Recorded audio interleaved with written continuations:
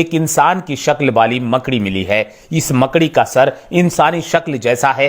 दलमा में web spider करके crab spider करके एक छोटा सा मकड़ा दिखा है जिसका ह्यूमन फेस्ट ये है उसका अपीयरेंस।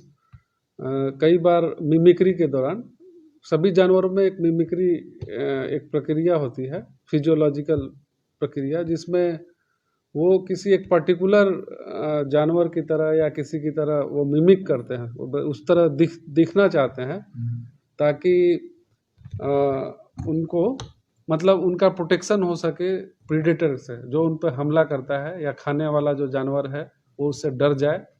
इस तरह करके वो अपने आप का बचाव करते हैं। तो ये यूनिक है, यहाँ पे पहले कभी इस तरह का नहीं देखा गया है। राजा घोष के द्वारा वो देखा गया और उसको उन्होंने रिपोर्ट किया। उसके लिए सर कहाँ इसके जियोलॉजिकल इंफॉर्मेशन के लिए भी आगे जानकारी दी गई उसका उसको उसको हम लोग जानकारी जेडएसआई वगैरह को देंगे उसके संबंध में, और उसका फर्दर ये किया जाएगा एग्जैक्ट उसका क्या जीनस स्पेसीज वगैरह, ठीक है। और हम लोग उसको चाहेंगे कि जैसे वाटर होल्स के आसपास जहाँ पे ह्यूमिडिटी हाई है वहीं पे ज़्यादातर कीड़े मकोड़े मिलते हैं, तो लोगों में उसके प्रति अवेयरनेस हो।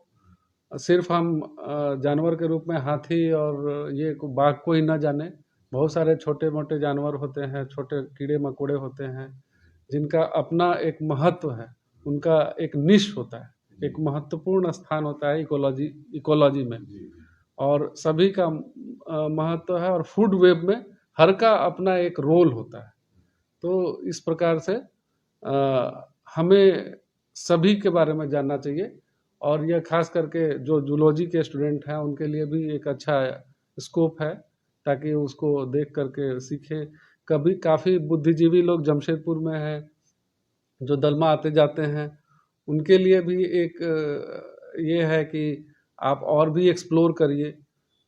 एक अनहिडन ट्रेजर जो है शहर के पास ही है, यह उनके लिए बहुत बड़ी ट्रेजर है, उनके लिए ट्रेजर है एक तरह से, और वो जा करके और भी एक्सप्लोर करें और भी वहाँ समझें कि क्या क्या जानवर है। सर ऐसा जानकारी कैसे प्राप्त हुआ सर आपको? फर्स्ट जानकारी, फर्स्ट इंफॉर्मेशन जैसा कि मैंने बताया कि राजा घोष के द्वारा जो है वो ऑब्जर्व किया गया, वो जैसे जंगल में एक्सप्लोर करता है जा करके, तो उसको उसी दौरान पता चला, जिसका वीडियो और फोटो शेयर किया गया। पूर्व में इस तरह की कोई भी नहीं, इस तरह का कोई वेब मतलब स्पाइडर नहीं पता था। मेरे जानकारी में इस तरह का नहीं है।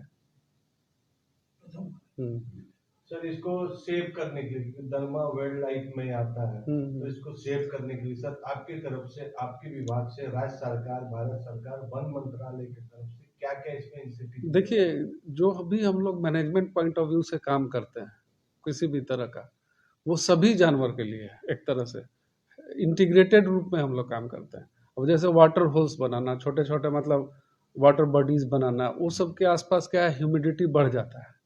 ह्यूमिडिटी बढ़ता है तो उससे क्या है, इंसेक्ट वगैरह का भी वो बढ़ता है। इंसेक्ट बढ़ेगा तो उसको खाने वाले छोटे छोटे जो चिड़िया होती है, बर्ड्स होते हैं, उनकी भी संख्या बढ़ेगी। तो इस तरह से वो हाथी के लिए भी उतना ही यूजफुल है।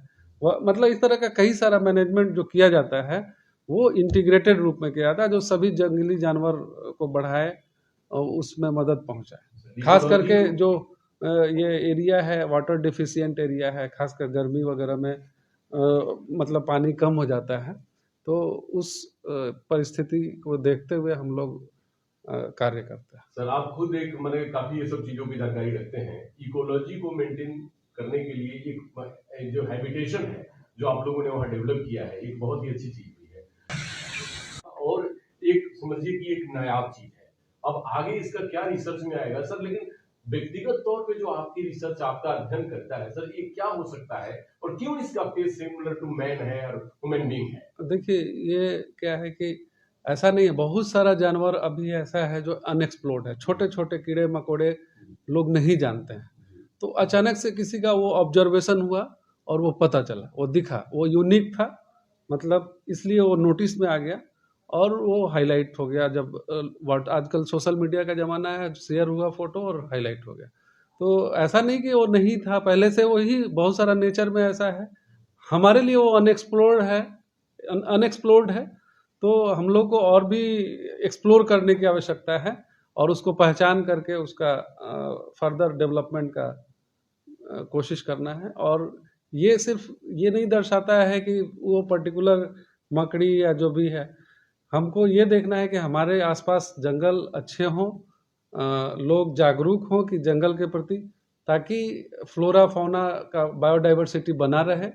उससे क्या है कि जब इकोसिस्टम एकदम बैलेंस होता है, मजबूत होता है, जिससे कि आदमी मतलब ह्यूमन के भी सर्वाइवल की के चांसेस बढ़ते जाएंगे। अगर जितना ही इको सिस्टम बैलेंस होगा उतना ही अच्छा होगा हमारे लिए। सर एक सवाल पूछना है सर, डायनासोर के बाद अगर कोई जीव इतना अच्छा हाईलाइट हुआ तो सर इसको कितना जरूरत है, मतलब पूरे जीव विज्ञान के लिए, क्योंकि अनोखा है सर, मानव शरीर का रूप में एक जीव का देखना ही, बात करना ही अद्भुत लगता है। तो कैसे आप फील कर रहे हैं सर, क्योंकि आपके संरक्षण मूल्य जीव है। डायनासोर से इसकी तुलना ना करें हम, मतलब नहीं, ये मतलब कोई भी एक जीव, हाँ कोई भी जीव है वो अनएक्सप्लोर्ड है। अगर वो मिलता है उसके पर फर्दर रिसर्च की आवश्यकता है कि इसको पहले कभी देखा है कि नहीं देखा गया है।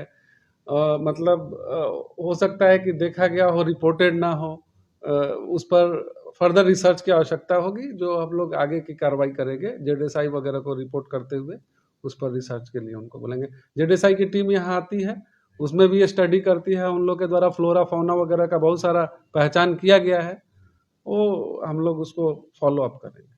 सर सोशल मीडिया का वीडियो अभी वायरल हो